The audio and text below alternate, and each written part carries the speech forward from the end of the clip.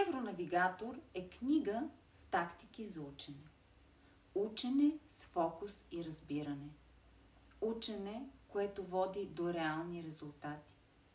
Защо обикновено децата не искат да учат? Защото им отнема твърде много време, учат, но всъщност не разбират или не запомнят материала. Колкото и усилия да полагат, все са някъде на края на редичката.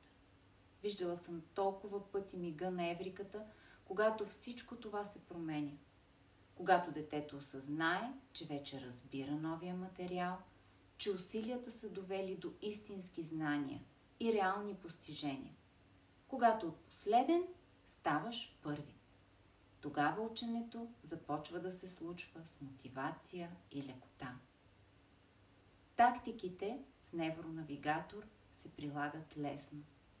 Описани са кратко и ясно. Бих казала дори под формата на рецепта. Не е нужно да направите всички.